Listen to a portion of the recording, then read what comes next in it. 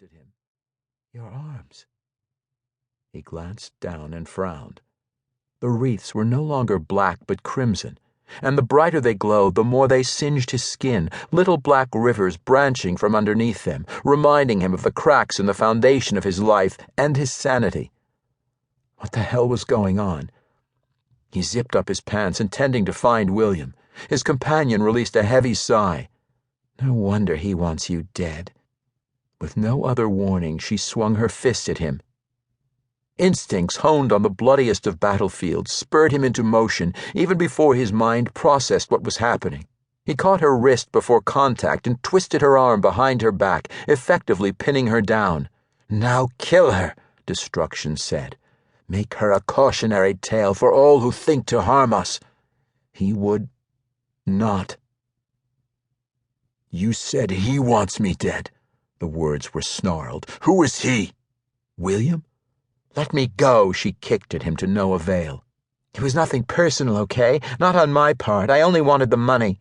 She beat her free hand into the mattress. "I should have stuck to the plan and waited until you were weak from orgasm." He wrenched her arm higher, and she shrieked in misery. The ring caught his attention. The stone had been discarded, revealing the needle underneath. She'd intended to poison him. Cautionary tale. Enemies had to die, always. "William!" he bellowed, though he needn't have bothered. The bedroom door burst open. William stomped inside, his narrowed gaze landing on the blonde. "Mistake, nymph. I would have been good to you." Blood drenched him. "Now you'll only experience my worst." Tremors of fear rocked her. "She said he wants me dead," Baden informed the warrior. A muscle ticked below his eye.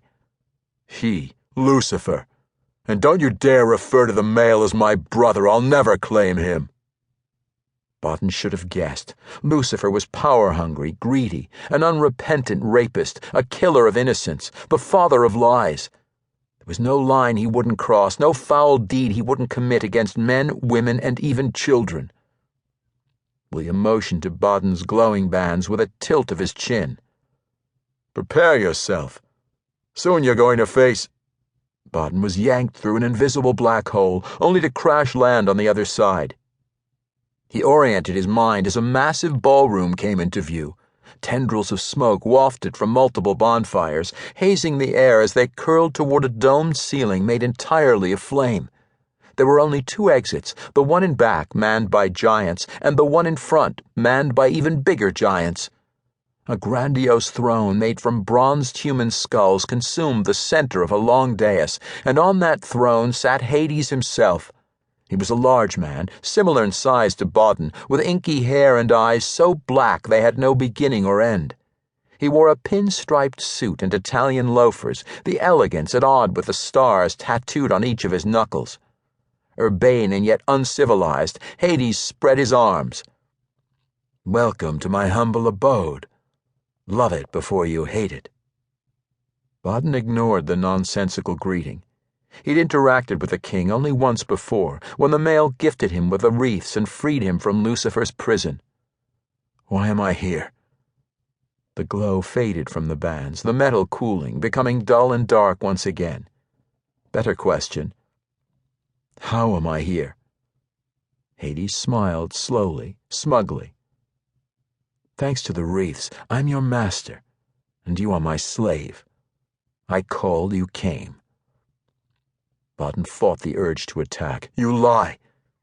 He was slave to no one, not even the king. The beast, however, might be. Realization stabbed him, and suddenly only one question mattered. "Who is Destruction?" The king was an expert strategist, and donned a blank mask. "Perhaps a man I cursed. Perhaps a being I created." His fingers formed a steeple in front of his mouth. "The only thing you need to know? He will always choose me over you."